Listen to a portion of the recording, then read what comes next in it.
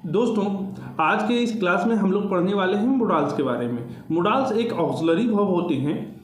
जैसे is am are auxiliary verb हैं, वैसे मोडाल्स भी ऑक्सिलरी वर्ब होते हैं, लेकिन दोनों के प्रयोग में काफ़ी अंतर है। पहला और मुख्य अंतर ये है कि मोडाल्स ऑक्सिलरी एक सेंस देते हैं, जबकि इज एम आर वाले जो ऑक्सिलरी वर्ब हैं वो सेंस न देके वो ग्रामेटिकली स्ट्रक्चर्स बनाने में हेल्प करते हैं। समझते हैं इस चीज़ को कैसे कहेंगे। जैसे मैं कहूँ आई कैन प्ले, इसका मतलब होता है मैं खेल सकता हूँ।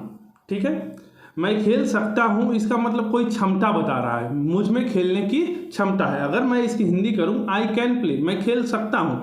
जैसे यू कैन गो, तुम जा सकते हो। इसका अर्थ जो है मैं तुम्हें आदेश दे रहा हूँ जाने का, ऑर्डर दे रहा हूँ।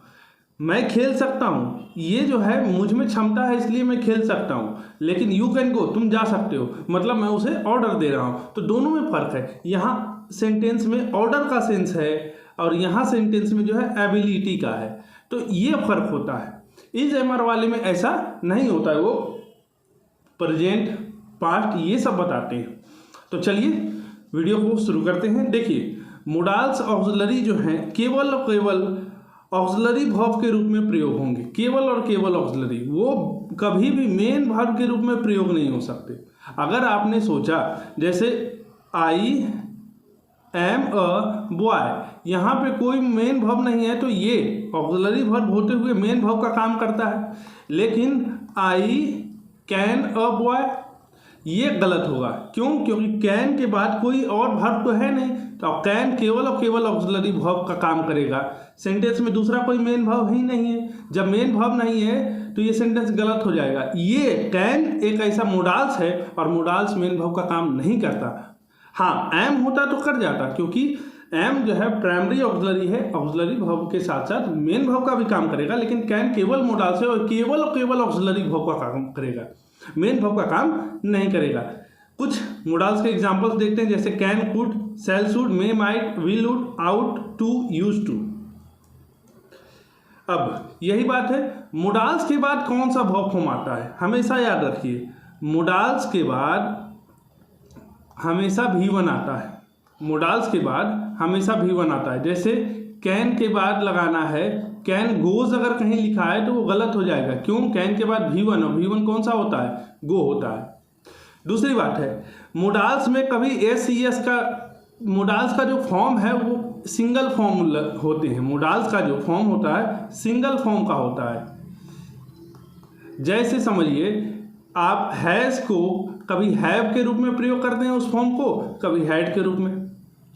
ठीक है, लेकिन अगर कैन को आपने कैंस कर दिया, सेंटेंस गलत हो जाएगा। कहीं आपने कैंड लिख दिया, गलत होगा, क्योंकि इसमें SES ED या कैनिंग कर दो तो वो भी गलत हो जाएगा। क्यों? क्योंकि इसमें SES ING सिंगुलर प्लूरल कुछ नहीं होता है। कैन है वो हमेशा इसी रूप में यूज़ होगा। कुड है हमेशा इसी रूप में प्रयोग होगा। जैसे हमें ज़रूरत पड़ती है तो हैज़ की जगह हैव कर देते हैं ना। क्यों? क्योंकि अगर सब्जेक्ट सिंगुलर है तो हैज़ और प्लूरल है तो हैव का प्रयोग करेंगे। लेकिन इनके साथ ये परिस्थिति लागू नहीं होती। देखिए, कुछ मोडाल्स ऐसे हैं जिनको कभी पास्ट में यूज़ नहीं करते। फ्यूचर में कीजिए, प्रेजेंट में कीजिए, कोई दिक्कत नहीं। लेकिन अगर टेंस पास्ट है, वो सेंटेंस पास्ट का है, तो उसमें ये चार मोडाल्स प्रयोग नहीं होंगे। अब आप पहचानेंगे कैसे कि सेंटेंस पास्ट का है? आप पहचानेंगे कैसे सेंटेंस पास्ट का है? पास्ट में होने का मतलब क्या है? वो भूतकाल की बात कर रहा है, बीते हुए समय की, भूत की बात कर रहा है, भूतकाल की, बीते हुए समय की। कैसे पहचानेंगे? तो पहला तो तरीका ये है कि सेंटेंस में V2 हो तो सेंटेंस क्या माना जाएगा? पास्ट माना जाएगा। सेंटेंस में कहीं एक वर्ब ऐसा हो जो V2 का दिख रहा हो तो हम कहेंगे सेंटेंस किस चीज़ का है? पास्ट का है। जैसे मैंने कहीं देखा यस्टरडे, यस्टरडे, तो ये प्रेजेंट है या पास्ट है? पास्ट है, बीता हुआ समय है ना। जैसे लास्ट नाइट, लास्ट नाइट की मैं बात करूं, पिछली रात को, मतलब बीती हुई रात को, तो ये पास्ट टेंस है, सॉरी पास्ट टाइम बता रहा है। तो ये सब जो शब्द है पास्ट। जैसे इन 1998, 1998 बीता हुआ समय है या आने वाला या प्रेजेंट है? तो बीता हुआ समय, तो ये क्या बताएगा? पास्ट बताएगा। तो ऐसे जो शब्द हैं वो कहेंगे सेंटेंस कहाँ है, पास्ट में। जैसे एक एग्जाम्पल लेते हैं,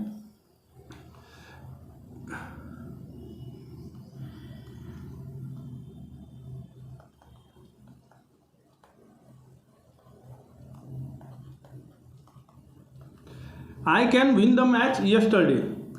सवाल ये है कि सेंटेंस में कहीं यस्टरडे लिखा है, यस्टरडे मतलब सेंटेंस क्या हो गया, पास्ट। सेंटेंस पास्ट हो गया तो कैन का प्रयोग नहीं होगा। हमेशा याद रखिए, अगर सेंटेंस पास्ट का है या यहाँ कहीं V2 लगा होता और पार्ट में, तो हम कहते सेंटेंस कहाँ है, पास्ट का है। पास्ट का है तो कैन का प्रयोग नहीं करेंगे। तो आप एक सवाल कर सकते हैं, सर अगर कैन नहीं करेंगे तो हमें कुछ तो भाव चाहिए, सिर्फ विन छोड़ देंगे? नहीं, विन को या तो वॉर्न करते। अगर कैन एक मोडाल्स ही रखना है तो इसको क्या करेंगे? तो ऐसे कंडीशन में क्या करते हैं, ट्रांसफॉर्मेशन कर देते हैं। जैसे कैन की जगह क्या कर देंगे, कुड का प्रयोग कर देंगे। अगर सेंटेंस पास्ट का है, ठीक है ना, तो कैन का प्रयोग नहीं करेंगे, उसको बदल के रख देंगे कुड में। सेल का प्रयोग ना करके उसको शुड में चेंज कर देते हैं, ठीक है। जैसे विल का प्रयोग ना करके उसको वुड में चेंज कर देते हैं, और उसी प्रकार से मे का प्रयोग ना करते हुए उसे माइट में चेंज कर देते हैं, ठीक है। तो अगर सेंटेंस में कहीं पास्ट हो तो इन चारों का प्रयोग नहीं करेंगे। मैं ये नहीं कह रहा हूँ अगर ये प्रयोग हुआ है तो ये सेंटेंस पास्ट का हो जाएगा, नहीं होगा, ठीक है ना। अगर कहीं कुड लगा है तो पास्ट नहीं है, ऐसा भी हर जगह कुड जो है पास्ट नहीं बनाएगा। हाँ, लेकिन पास्ट में कैन, शैल, विल और मे प्रयोग नहीं होगा। जैसे आई, जैसे कुड आई मीट टू, इसका मतलब समझते हो, could I meet to principal, मतलब क्या मैं प्रिंसिपल से मिल सकता हूँ, एक निवेदन है, और ये निवेदन जो है प्रेजेंट का है। तो कुड से प्रेजेंट शो नहीं होता। समस्या सिर्फ इतनी है कि कैन का प्रयोग नहीं होगा, और ऐसी स्थिति में कैन को बदल देंगे कुड में, सेल को बदल देंगे शुड में, विल को वुड में और मे को माइट में। ये नहीं समझना है कि कुड हमेशा पास्ट में यूज होगा। कुड जो है पास्ट में भी यूज होता है, प्रेजेंट में भी होगा, ठीक है ना, लेकिन कभी भी इन चारों का प्रयोग पास्ट में नहीं होता है। ये रिस्ट्रिक्शन है, ठीक है, इसे क्लियर रखिएगा, इसमें कंफ्यूज ना होइएगा। अब कैन और कुड के प्रयोग को हम लोग देखेंगे। जैसे कैन का प्रयोग किस लिए होता है, कुड का क्षमता बताने के लिए, क्षमता, शक्ति, योग्यता, मतलब मेरे पास पावर है, शक्ति है, मेरे पास योग्यता है, एबिलिटी है, मेरे पास क्षमता है, कैपेसिटी। देखो, क्षमता को इंग्लिश में बोलते हैं कैपेसिटी, योग्यता को एबिलिटी और शक्ति को पावर, तीनों के लिए अलग अलग वर्ड है। तो ऐसे सिचुएशन में कैन का प्रयोग होता है। लेकिन ऐसे सिचुएशन में अगर कैन प्रयोग हुआ है तो वो प्रेजेंट की क्षमता बताएगा, ठीक है ना, प्रेजेंट की क्षमता बताएगा, और क्षमता, एबिलिटी या पावर जो भी है वो प्रेजेंट की बताएगा।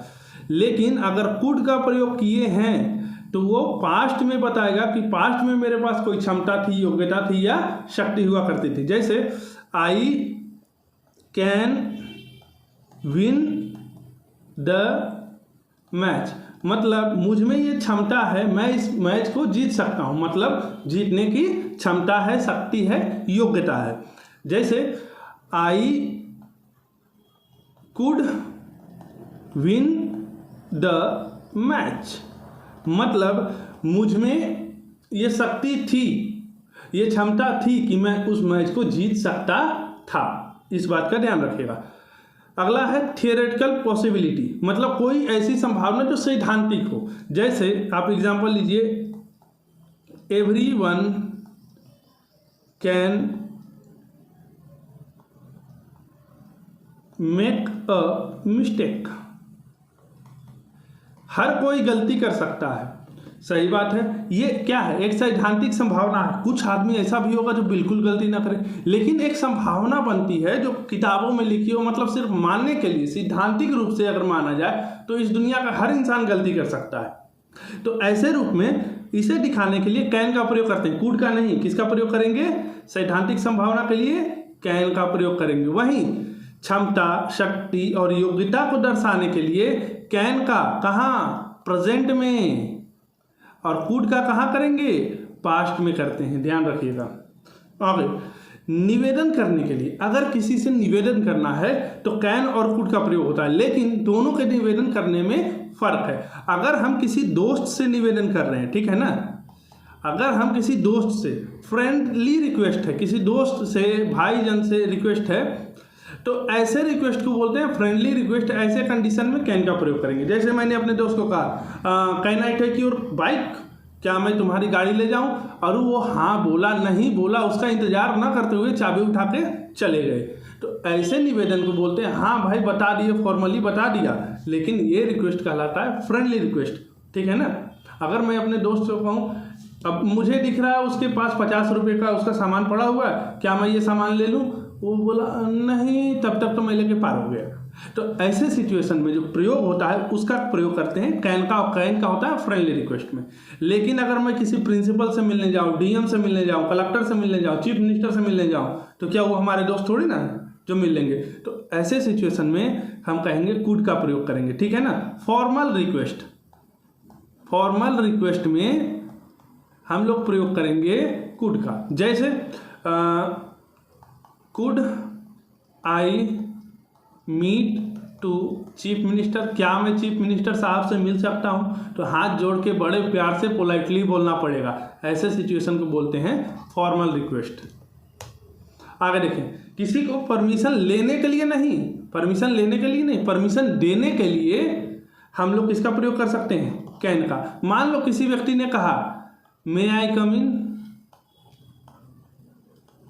क्या मैं अंदर आ सकता हूं, तुम्हारा जवाब क्या हो सकता है, यस, यस यू कैन, या यस यू मे भी कर सकते हैं, लेकिन यस यू कैन भी कर सकते हैं। यानी अगर किसी को परमिशन देना हो तो हम कैन का प्रयोग कर सकते हैं।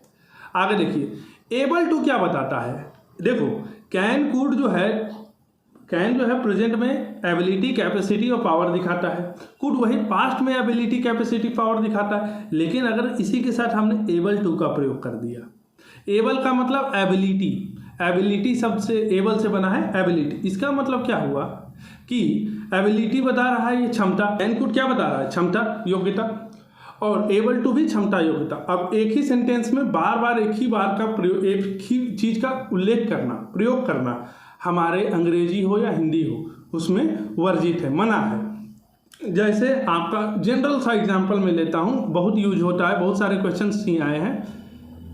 रिटर्न के साथ हम लोग जिस प्रकार से बैक का प्रयोग नहीं करते, क्योंकि रिटर्न का मतलब वापस ही आना होता है, वापस आगे जाता है या पीछे आता है, वापस का मतलब पीछे घूम जाना, वहीं बैक का मतलब भी पीछे। तो रिटर्न का मतलब पीछे आ जाओ, और बैक जोड़ दो तो पीछे पीछे आ जाओ, इसलिए इसे बैक को हटा देते हैं। उसी प्रकार से अगर कैन कुड का प्रयोग हुआ है तो वहाँ एबल टू का प्रयोग नहीं करेंगे। क्यों?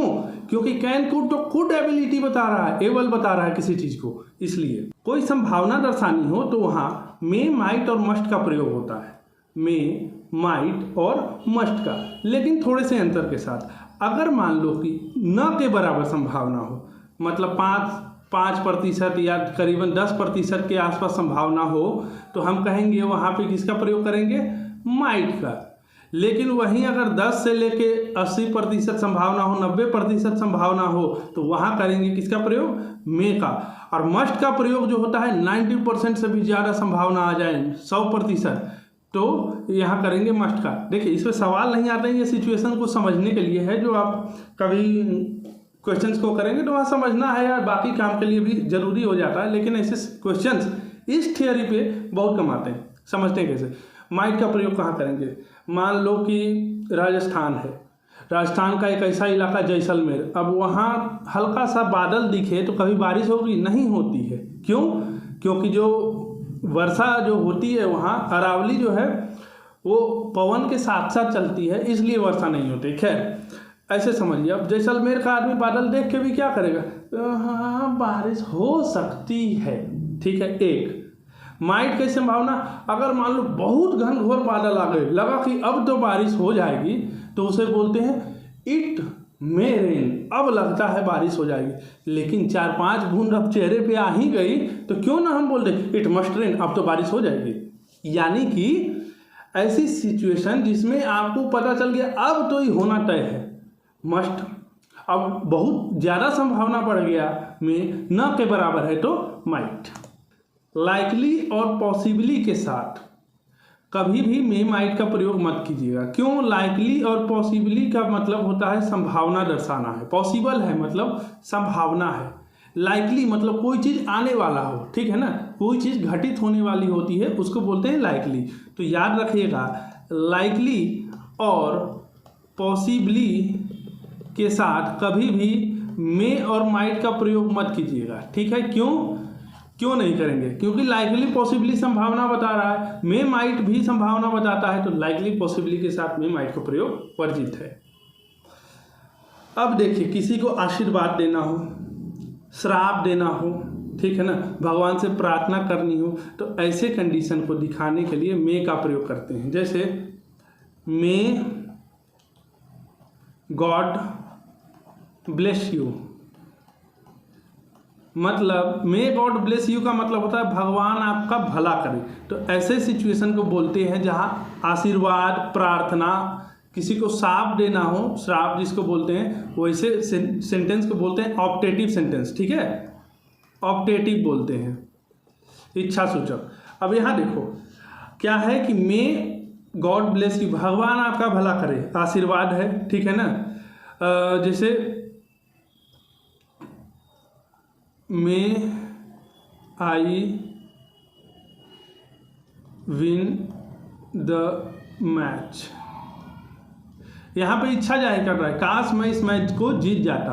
तो ऐसे सिचुएशन में मे के साथ V1 लगता है, एक प्रयोग। किसी को आशीर्वाद देना हो, ये किसी को अगर श्राप देना हो तो may you go to hell, मतलब तुम क्या जाओ, नर्क में जाओ। May you go to hell मतलब तुम नर्क में जाओ, लेकिन जनरली लोग प्रयोग करते हैं गो टू हेल, भाड़ में जाओ, ठीक है ना। तो ऐसे सिचुएशन में कभी कभी मे का प्रयोग नहीं भी करते हैं, तो ऐसे सिचुएशन में समझ लीजिएगा, भले में दिख ना रहा हो लेकिन आगे लगा हुआ होता है। जैसे गॉड ब्लेस यू, भगवान आपका भला करे, ठीक है ना। तो ऐसे सिचुएशन में ये मत समझिएगा आगे मे नहीं लगा है, मे जो है कुछ देर के लिए गायब किया जा सकता है, लेकिन अगर सेंटेंस को ट्रांसफॉर्म करते हैं, जैसे इसका हमें बनाना है इनडायरेक्ट स्पीच, तो वैसे कंडीशन में मे आ जाएगा। भले गॉड ब्लेस यू का बनाए, लेकिन वहाँ आपको मान के चलना होगा क्या कि आगे क्या लगा हुआ है, मे लगा हुआ है। देखिए, मस्ट का प्रयोग कहाँ करते हैं? Compulsion, determination, duty, possibility. Possibility हमने बता दिया, कंपल्सन अगर कोई काम मजबूरी बस करना पड़े, ठीक है ना, तो वो कहेंगे कंपल्सन। जैसे यू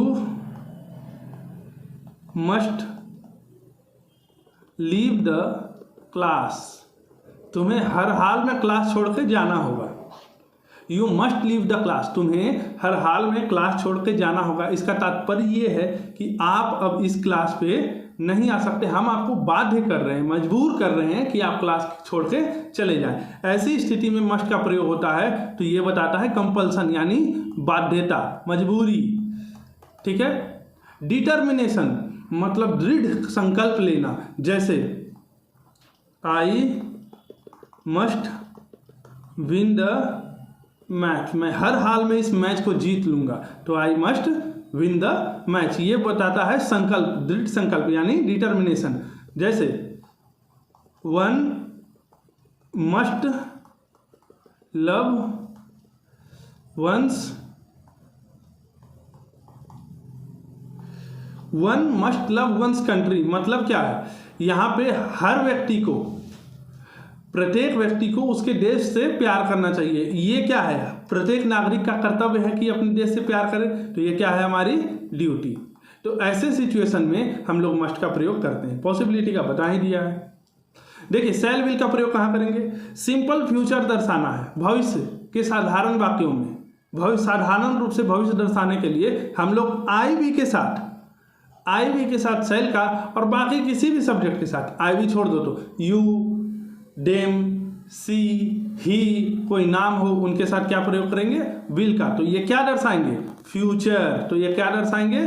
फ्यूचर। जैसे I shell go to Patna, मैं पटना जाऊंगा। ये क्या है, भविष्य की बात है, मैं पटना जाऊंगा यानी आने वाले समय में। तो यहाँ देखिए शैल एक क्या है, मोडाल्स है ना, इसके बाद क्या आया है, V1।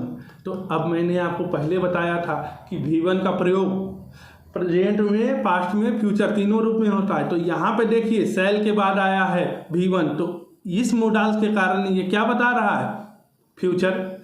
अब देखते हैं, जैसे यू विल कम टुमारो,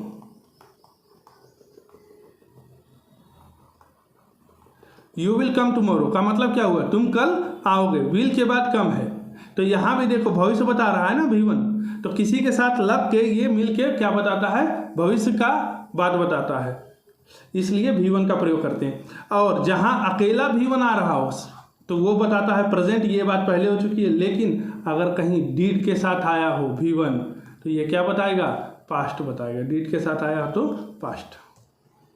आगे देखिए, किसी को धमकी देना हो, जैसे आई बी के साथ प्रयोग करेंगे शैल का तो सिंपल फ्यूचर। लेकिन अगर कहीं धमकी देना हो, आदेश देना हो, किसी को वादा कर रहे हैं, किसी को सलाह देना हो, ऐसे सिचुएशन में आई बी के साथ कंडीशन चेंज, जहाँ आई बी के साथ शैल लगता था तो फ्यूचर बताता था, और धमकी देना हो तो आई बी के साथ क्या लगाना पड़ेगा, विल। जैसे आई शैल किल यू, मैं तुम्हें मार दूंगा, ये भविष्य की बात है, नहीं ये धमकी है, मैं तुम्हें मार डालूंगा, धमकी है। तो धमकी में आई के साथ शैल ना करके आई के साथ क्या करेंगे, विल। लेकिन आई शैल कम टुमारो, मैं कल आऊँगा, ठीक है ना, मैं कल आऊँगा, यानी कि शैल के बाद हमने ये कम लगाया है, यानी भविष्य की बात है, तो ये सेंटेंस क्या होगा, सही होगा। लेकिन चूंकि किल है, मार डालना, एक धमकी है, तो आई के साथ क्या लगाना पड़ेगा, विल का। आगे देखते हैं। देखिए दोस्तों, शैल का पास्ट फॉर्म शुड है, ये हम पहले ही बता चुके। जैसे ही अगर सेंटेंस में पास्ट का प्रयोग हुआ है तो शैल की जगह शुड का प्रयोग करेंगे। सलाह देने के लिए भी शुड का प्रयोग करते हैं, ठीक है ना, सलाह देने के लिए शुड का प्रयोग करते हैं। जैसे यू शुड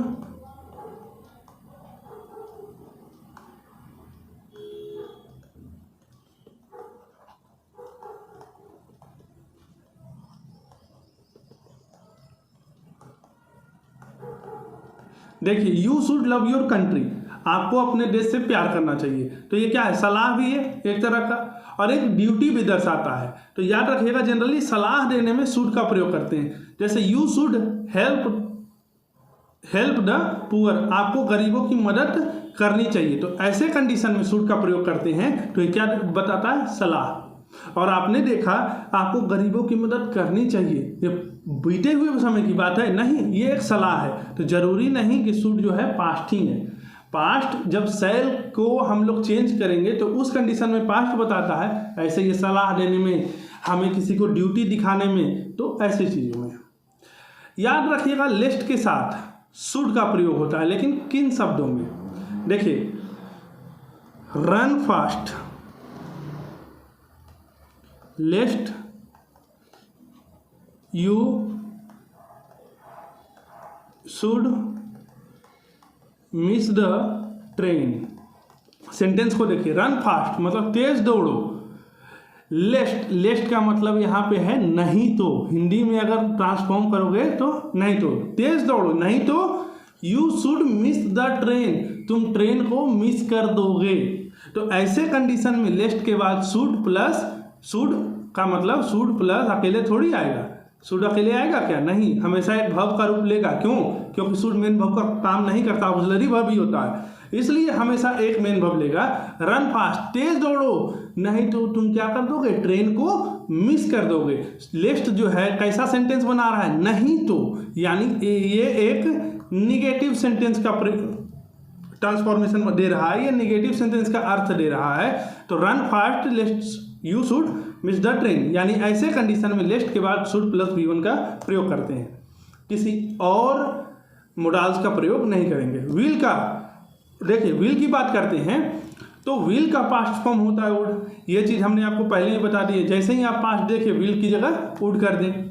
अगर कहीं पसंद बतानी हो, या चुनाव करना हो या प्राथमिकता दिखानी हो। पसंद प्राथमिकता चुनाव क्या है? जब इस दुनिया में 100 लड़कियां हों और एक ही लड़का हो तो हर लड़की की पसंद तो वही होगा, है ना।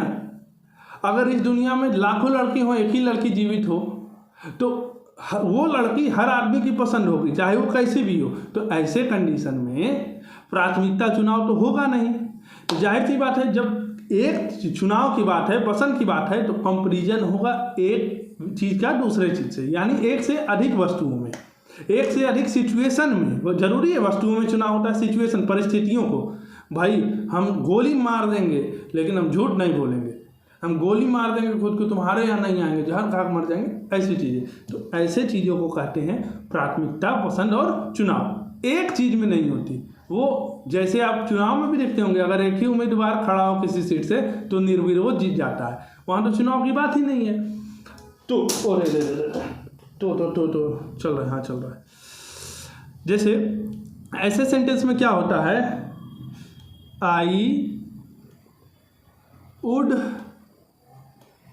Rather die than beg. I would rather die than beg. तो ऐसे कंडीशन में क्या होता है, वुड का प्रयोग होता है, लेकिन वुड अकेले नहीं होता है। वुड जनरली किसके साथ आता है? रेदर के साथ। वुड किसके साथ आएगा? रेदर के साथ। एक सिचुएशन क्या है? डाई। डाई का मतलब क्या हुआ? मरना। और एक सिचुएशन है बेग। बेग मतलब भीख मांगना, ठीक है।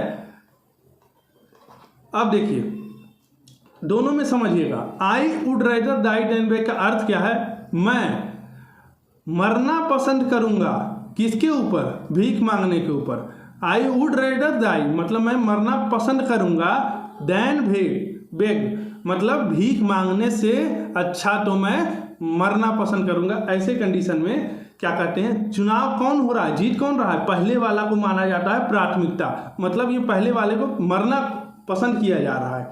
ऐसे सिचुएशन में पहले वाला प्राथमिकता होता है, दूसरे वाला छोड़ दिया जाता है। तो इसे बोलते हैं प्रेफरेंस देना या चुनाव करना। तो ऐसे कंडीशन में हमेशा याद रखिएगा, वुड रेदर के बाद अगर आता है तो देन प्लस V1 या फिर केवल V1 आ सकता है। देन प्लस V1 भी आ सकता है और V1 भी। तो इस चीज़ को ध्यान में रखिएगा। देखिए आउट टू जो है ड्यूटी को दर्शाता है। जैसे आपको अपने देश की सेवा करनी चाहिए, आपको गरीबों की मदद करनी चाहिए, तो इसे कहेंगे यू आउट टू एक मोडाल्स है, तो मोडाल्स का ऐसा रूप लेगा V1 लव योर। आपको अपने देश की सेवा करनी चाहिए, आपको अपने देश से प्यार करना चाहिए। तो यहाँ पे आउट टू के बाद लव है, तो ये क्या दर्शा रहा है? ड्यूटी या मोरल ऑब्लिगेशन, नैतिक दायित्व या मोरल ऑब्लिगेशन, ठीक है ना, नैतिक दायित्व। देखिए यूज टू का प्रयोग करते हैं पास्ट के रेगुलर एक्शन को दिखाने के लिए, ठीक है ना। पास्ट के रेगुलर एक्शन को दिखाने के लिए यूज टू का प्रयोग करते हैं। जैसे अब समझिएगा यहाँ पे थोड़ा सा, आई यूज्ड टू प्ले, मतलब हिंदी क्या है बताएंगे? मैं क्रिकेट खेला करता था, मतलब मैं क्रिकेट खेलने का काम बार बार करता था। लेकिन यूज नहीं है, क्या है? यूज्ड है। ये क्या है? वर्ब का दूसरा रूप है ना, यानी ये सेंटेंस कहाँ है? पास्ट में। तो कहेंगे आई यूज टू प्ले क्रिकेट, मैं क्रिकेट खेला करता था। कब? बीते हुए समय में, यानी भूतकाल में, यानी पास्ट में। तो ऐसे सिचुएशन में यूज टू का प्रयोग करते हैं। यूज टू के बाद क्या आएगा? V1 आएगा। इस बात का ध्यान रखिएगा। इसी सिचुएशन को दो और तरीकों से दिखाया जाता है। V2 से भी, V2 भी जो है ना वर्ब का दूसरा रूप, पास्ट का रेगुलर एक्शन दिखाता है। जैसे आई प्लेड क्रिकेट, मैं क्रिकेट खेलता था। कब? जब मैं बीते हुए समय की बात कर रहा हूँ। मैं क्रिकेट खेलता था मतलब बीते हुए समय में मैं इस काम को लगातार करता था, रेगुलरली करता था। इससे ये अर्थ आता है। और एक और है I would play cricket. I would play cricket का मतलब मैं बीते हुए समय में, यानी मैं क्रिकेट खेलता था। अगला दोस्तों, सबऑर्डिनेट क्लाउज में मोडाल्स का प्रयोग नहीं होगा। ये एक बहुत ही अच्छा पॉइंट है जिस पे बहुत सारे क्वेश्चन हैं और आपको कंजंक्शंस में भी हेल्प करेगा। आपको वर्ब के क्वेश्चंस में तो आएगा ही आएगा, और भी कई सारी जगहों पे ये चीज़ें देखने को मिलती है। अगर आप इसे अच्छे से समझे तो आपको प्रोनाउन चैप्टर में भी ये हेल्प करेगा। ठीक है, देखिए अब इसे समझने से पहले हमें आगे देखना होगा, सेंटेंस को समझना होगा। सेंटेंस की मैंने बात की थी कि क्या होते हैं ये, arrangement of words. Arrangement of words कैसा अरेंजमेंट, जिसका कंप्लीट मीनिंग हो, मतलब आधा अधूरा अरेंजमेंट नहीं कि 4-5 ऐसा वर्ड जोड़ लिए, राम सोहम मोहन रोहन, ये 5 वर्ड है, इसका क्या मीनिंग निकला, कुछ भी नहीं। एक ऐसा अरेंजमेंट वर्ड्स का जो कंप्लीट मीनिंग दे, ये हमने पहले आपको बेसिक डेफिनेशंस में बताया है। अगर आपने नहीं देखा तो जाके देखिए। इसे कहते हैं सेंटेंस। अगर सेंटेंस का कोई पार्ट लेते हैं, जैसे I am busy in the work, मैं काम में व्यस्त हूँ। एक टुकड़ा लेते हैं, in the work. In the work मतलब काम में। अब यहाँ पे एक मीनिंग तो आ रहा है, लेकिन क्या कंप्लीट मीनिंग है, काम में क्या, सवाल उठ जा रहा है, मैं काम में व्यस्त हूँ, ठीक है, लेकिन इतने में तो कंप्लीट एक सवाल निश्चित उठ रहा है, मैं व्यस्त काम में, तो सामने वाला कहेगा सामने काम में क्या व्यस्त हो, काम कर रहे हो, क्या नहीं कर रहे हो, कुछ पूरा बताओ ना, आधा अधूरा क्यों बताते हो। तो जब आप इन द वर्क पढ़ते हैं तो आपको एक से ज़्यादा वर्ड का, सेंटेंस का वो टुकड़ा जो एक से ज़्यादा वर्ड का हो, फ्रेज कहलाता है। लेकिन फ्रेज में एक चीज़ नहीं होता, एक चीज़ मिसिंग है। वो क्या मिसिंग है, मैं क्या हूँ, व्यस्त हूँ ना, व्यस्त है। तो यहाँ पे वर्ब तो है ही नहीं, यहाँ पे वर्ब जो है एम है, ठीक है ना, एम यहाँ पे वर्ब है। बिजी जो है व्यक्ति की वर्तमान स्थिति को बता रहा है, मैं व्यस्त हूँ, मैं खुश हूँ, मैं उदास हूँ, तो ये जो है बिजी एडजेक्टिव है, ठीक है। तो एम जो है मेन वर्ब हो गया यहाँ पे। अब यहाँ ध्यान देना, क्या इस टुकड़े में वर्ब है, नहीं है, तो नहीं है तो इसे कहेंगे फ्रेज। सेंटेंस का एक टुकड़ा होता है जिसमें वर्ब नहीं हो, फ्रेज कहलाता है। वही मैं क्लाउज की बात करता हूँ, क्लाउज में वर्ब होता ही होता है। जैसे I am playing in the field. अब देखो, इन द फील्ड की मैं अगर बात करूं तो ये फ्रेज है, एक टुकड़ा है जिसमें वर्ब नहीं है। लेकिन मैं प्लेइंग इन द फील्ड की बात करूं तो ये क्या होगा, क्लाउज होगा। क्यों क्लाउज होगा, क्योंकि यहाँ पे एक वर्ब है। कौन वर्ब है, ये प्लेइंग वर्ब है, इसलिए क्या है, क्लाउज है। तो क्लाउज में हमेशा एक वर्ब होता है और 2 क्लाउज को जोड़ना है, यानी 2 वर्ब को जोड़ेंगे। एक क्लाउज में एक वर्ब तो 2 क्लाउज में 2 वर्ब, तो 2 क्लाउज को जोड़ना है मतलब 2 वर्ब को जोड़ना है, 3 क्लाउज को जोड़ना है मतलब 3 वर्ब को जोड़ना है। और 2 वर्ब को जोड़ने के लिए एक कंजंक्शन, 3 वर्ब को जोड़ने के लिए 2 कंजंक्शन, याद रखिएगा। अब क्लाउज हम समझ गए, फ्रेज समझ गए। सेंटेंस, अगर सेंटेंस के कितने टाइप होते हैं, तो एक तो होता है कि भैया इम्परेटिव सेंटेंस, निगेटिव सेंटेंस वाला जो होता है, ऑप्टेटिव सेंटेंस होता है एक, तो ऐसे सेंटेंस होते हैं, इंट्रोगेटिव होता है, अफर्मेटिव होता है, तो ये सब सेंटेंस है।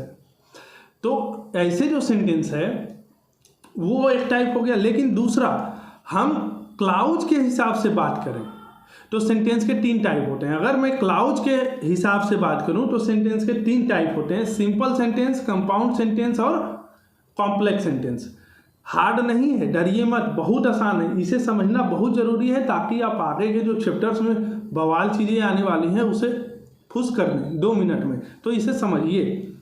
देखिए, जैसे सिंपल सेंटेंस ओनली 1 क्लाउज का होता है, एक क्लाउज का होता है सिंपल सेंटेंस। अगर सिंपल सेंटेंस एक क्लाउज है मतलब एक वर्ब है, तो कंजंक्शन कितना, कंजंक्शन होगा ही नहीं, 0।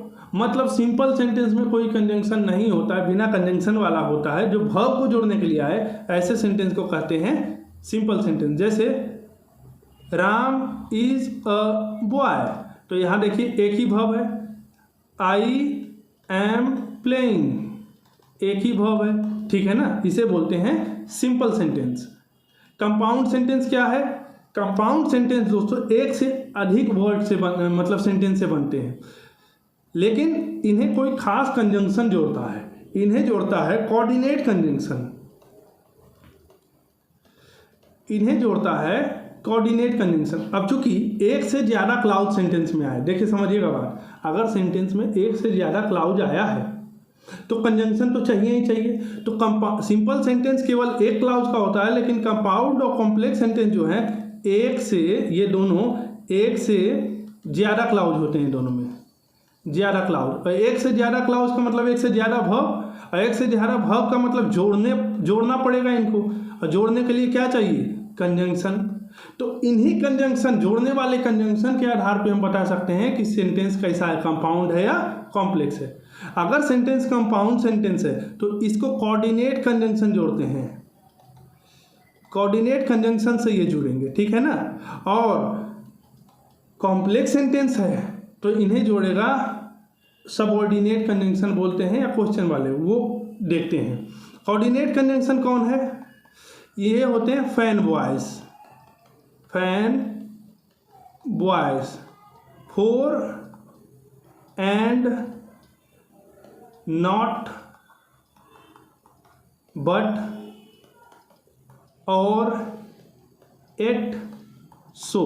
ये फैन बॉयज जो है दोस्तों कोऑर्डिनेट कंजंक्शंस कहलाते हैं। कितने हैं टोटल, 7 फैन बॉयज में, फॉर एंड नॉट, ठीक है ना, बट, और, एट, सो।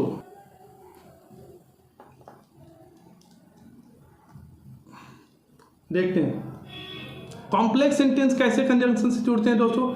ये कुछ इस तरह से जुड़ेंगे जिससे कुछ ना कुछ सवाल हो या शर्त हो। जो कॉम्प्लेक्स सेंटेंस को जो कंजंक्शन जोड़ते हैं दोस्तों, उनसे आपको एक चीज़ का तो आभास होगा, या तो सवाल का आभास हो जाए या कोई शर्त का आभास हो जाए, ठीक है ना। ऐसे कंजंक्शन होते हैं तो वो बनते हैं कॉम्प्लेक्स सेंटेंस। तो देखिए कैसे होते हैं ये, जैसे व्हेन, व्हेन भी एक कंजंक्शन है दोस्तों, जैसे वाई, ठीक है, व्हेन हो गया, वाई हो गया, वेयर हो गया, ये सब कंजंक्शन जब बनाएंगे, ये कंजंक्शन का जब प्रयोग होगा इसके रूप में, सेंटेंस को जोड़ने के रूप में, तब इन्हें बोलेंगे कॉम्प्लेक्स सेंटेंस का तैयारी करेंगे ये। मान लो कि इफ मतलब यदि, एज इफ, ठीक है ना। तो ऐसे सेंटेंस अगर जोड़ते हैं वर्ड, दो क्लाउज को ऐसे कंजंक्शन जोड़ते हैं, तो वैसे जो सेंटेंस बनेंगे वो क्या बनेंगे, कॉम्प्लेक्स सेंटेंस। देखो सिंपल सेंटेंस बता दिया, कंपाउंड सेंटेंस। अब कंपाउंड सेंटेंस का एग्जांपल लो, जैसे Ram is a boy and Sita is a girl. अब एक और समझना कंपाउंड सेंटेंस और कैसे समझेंगे। देखो Ram is a boy and Sita is a girl, किससे जुड़ा है, एंड से। एंड क्या है, कोऑर्डिनेट कंजंक्शन है ना, इसलिए कहेंगे ये कैसा सेंटेंस है, कंपाउंड सेंटेंस। लेकिन कंपाउंड सेंटेंस में कितने क्लाउज हैं, राम इज अ बॉय एक verb, Sita is a girl एक वर्ब, तो दो वर्ब को जोड़ रहा है। लेकिन दोनों क्लाउज को जरा अलग अलग पढ़ो तो राम एक लड़का है और सीता एक लड़की है, दोनों क्या एक दूसरे से संबंधित है, बिल्कुल नहीं, दोनों एक दूसरे पे आश्रित है। ऐसा है कि राम एक लड़का है, इसके अर्थ के लिए हमको सीता इज अ गर्ल के पास जाना पड़ रहा है, नहीं पड़ रहा है। इसी को बोलते हैं कंपाउंड सेंटेंसेज में जो दोनों क्लाउज होते हैं एक दूसरे पर निर्भर नहीं करते, अपने पूरे अर्थ के लिए, अपने पूर्ण अर्थ के लिए एक दूसरे पर निर्भर नहीं करते। लेकिन अगर मैं कॉम्प्लेक्स सेंटेंस की बात करूं, ठीक है, आई सेल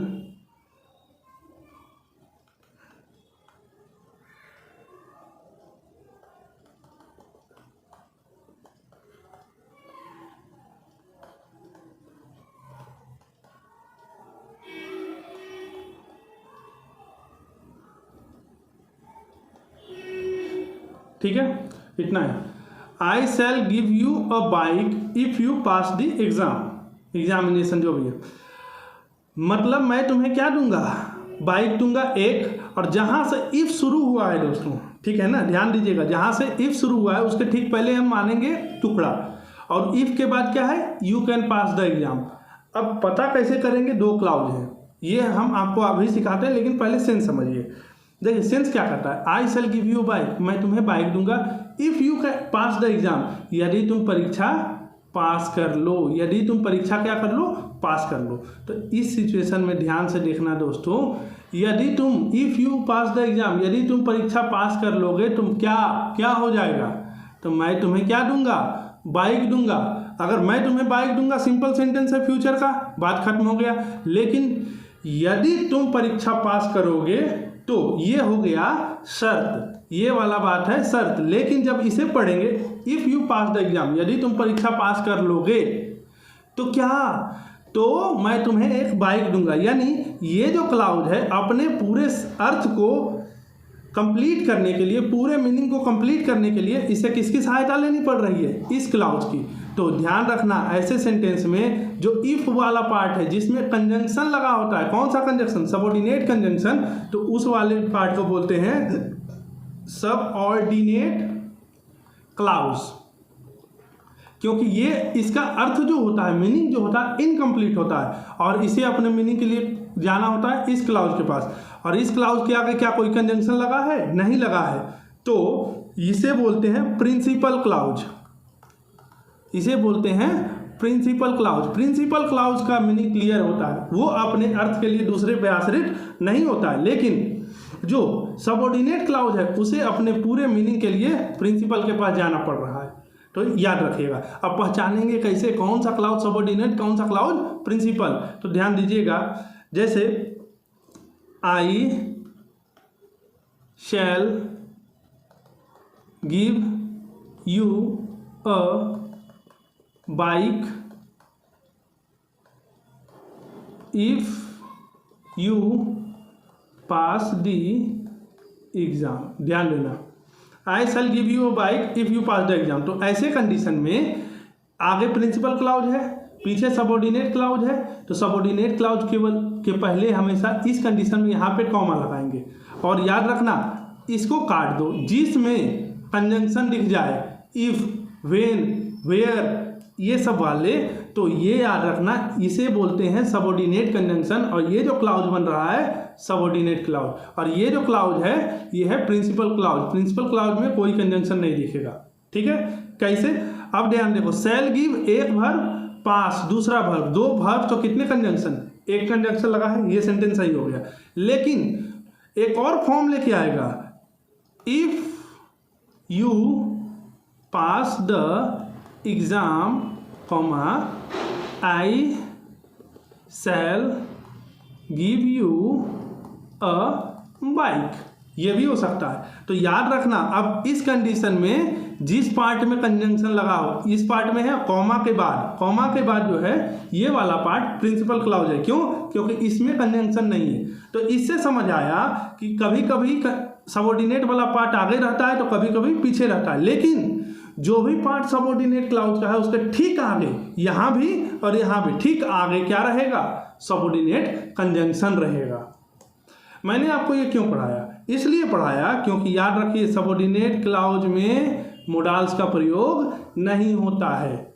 सबऑर्डिनेट क्लाउज में मोडाल्स का प्रयोग नहीं करते हैं। अब क्वेश्चंस कैसे आएंगे, जैसे I shall give you a bike if you pass the exam, I shall give you a bike if you will pass the exam. ऐसे क्वेश्चंस रहेंगे, ध्यान से देखना।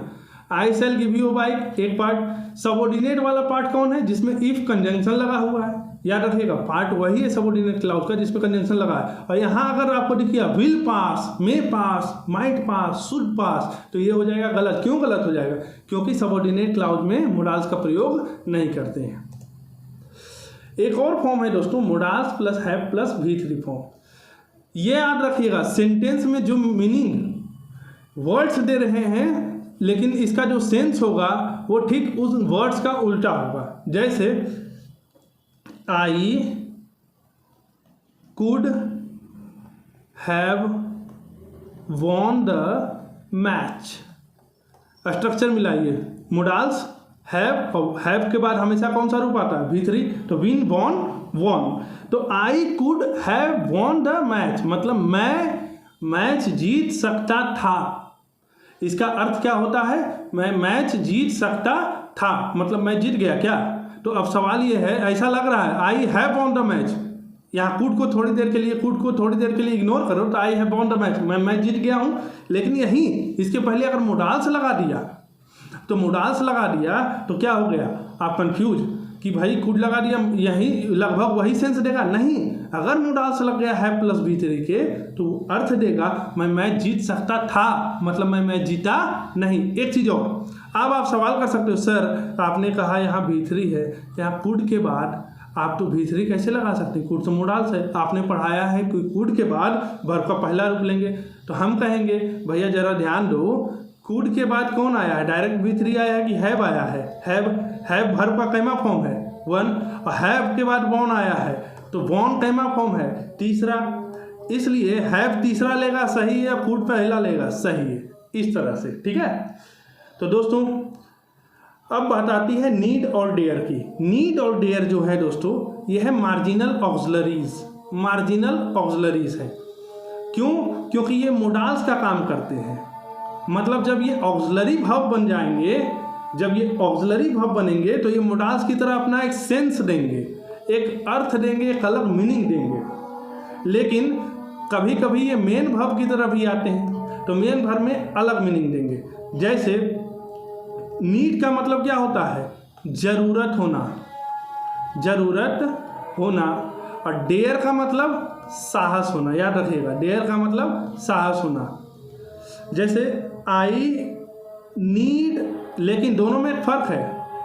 आई नीड ए पेन, याद रखिएगा अगर नीड मेन वर्ब की तरह आया है तो जनरली ये क्या लेगा, एक नाउन लेगा। अगर नीड मेन वर्ब की तरह आया है तो जनरली एक नाउन लेगा। नाउन और भी कैसे प्रयोग हो सकता है,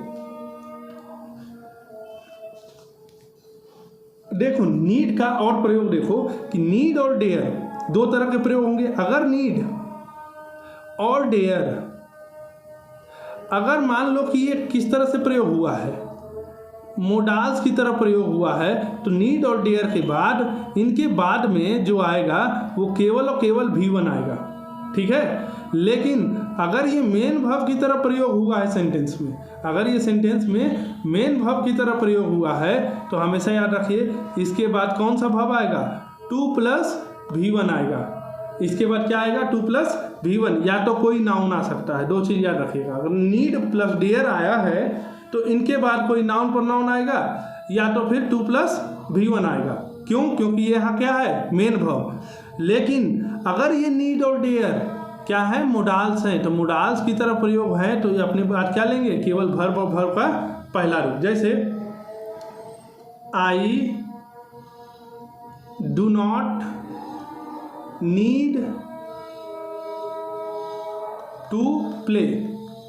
अब ध्यान से देखिएगा, नीड है यहाँ पे, इसके पहले एक ऑक्सिलरी वर्ब आया है कोई, हाँ, do did done doing does auxiliary verb है।